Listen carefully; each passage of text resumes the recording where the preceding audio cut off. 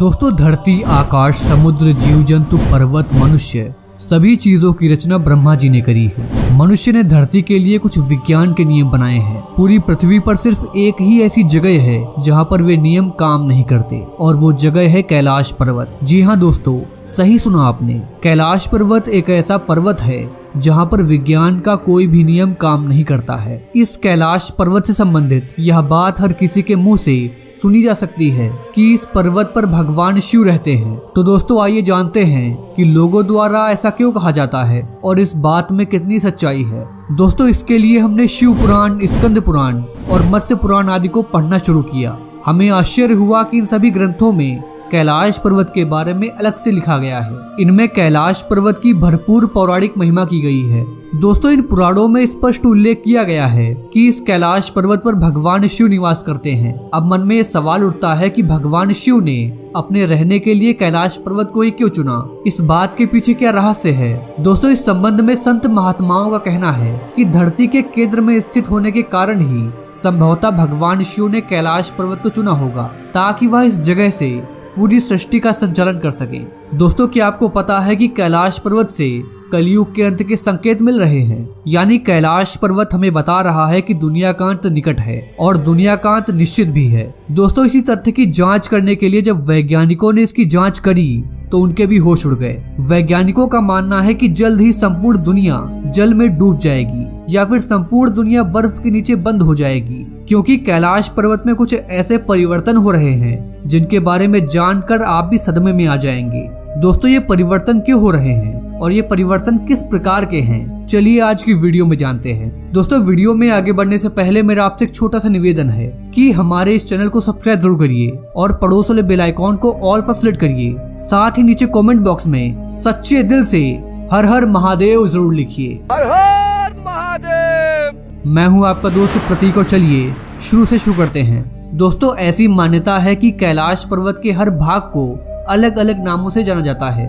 इस पर्वत के दक्षिण भाग को नीलम, पूर्व को कृष्णकल, पश्चिम को रूबी और उत्तर को स्वर्ण के नाम से जाना जाता है। पौराणिक कथाओं की यह मान्यता है कि यह पर्वत कुबेर की नगरी है। यहीं से गंगा कैलाश पर्वत की चोटी पर गिरती है और जहां से भगवान भोलेनाथ उन्हें अपनी जटाओं में भरकर धरती पर प्रवाहित करते हैं। हर साल लाखों लोग कैलाश पर्वत के चारों ओर परिक्रमा लगाने आते हैं। साथ ही रास्ते में ये मानसरोवर झील के दर्शन भी करते हैं। दोस्तों, तिब्बत के डाओ अनुयायी कैलाश पर्वत को पूरी दुनिया का आध्यात्मिक केंद्र मानते हैं। यह पर्वत दुनिया के 4 मुख्य धर्मों हिंदू, जैन, बौद्ध और सिख का आध्यात्मिक केंद्र है।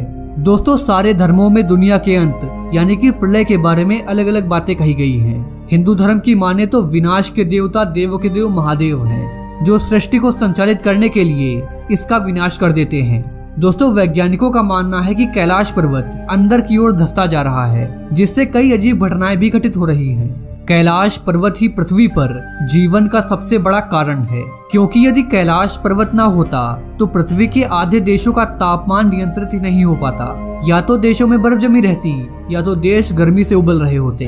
दोस्तों, इससे पहले कि मैं आपको ये बताऊं कि वैज्ञानिकों को उनकी रिसर्च में क्या मिला, उससे पहले ये जान लीजिए कि कैलाश पर्वत कैसे बना था। दोस्तों, वैज्ञानिक मानते हैं कि भारतीय उपमहाद्वीप के चारों ओर पहले समुद्र होता था। इसके रशिया से टकराने से हिमालय का निर्माण हुआ। यह घटना लगभग 10 करोड़ साल पहले घटी थी। ये एक ऐसा केंद्र है जिसे एक्सिस मुंडी कहते हैं। एक्सिस मुंडी यानी कि दुनिया की नाभि, आकाशीय ध्रुव या फिर भौगोलिक ध्रुव। यह आकाश और पृथ्वी के बीच संबंध का एक बिंदु है जहां 10 दिशाएं मिल जाती हैं। रशिया के वैज्ञानिक के अनुसार एक्सिस मुंडी वह स्थान है जहां अलौकिक शक्ति का प्रवाह होता है और आप उन शक्तियों के साथ संपर्क कर सकते हैं। जब वैज्ञानिकों ने रिसर्च की तो उन्हें पता चला कि कैलाश पर्वत पृथ्वी की गर्भ की ओर धंसता जा रहा है और ये अपने स्थान पर ही कभी आगे, कभी पीछे, कभी दाएं और कभी बाएं खिसकता रहता है। जिस दिन कैलाश पर्वत गायब हो जाएगा उस दिन से पृथ्वी का संतुलन बिगड़ने लगेगा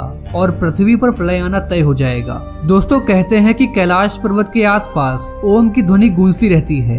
कुछ लोगों को इस कैलाश पर्वत पर भगवान शिव के डमरू की आवाज सुनाई देती है। लोगों को इस पर्वत के आसपास हजारों फुट ऊंची विशालकाय जटाधारी आकृति का आभास होता है। ऐसा लगता है कि भगवान यीशु तपस्या में लीन है। कुछ व्यक्तियों ने जब इस पर्वत पर चढ़ाई शुरू की तो उनके पैर धरती में जम गए।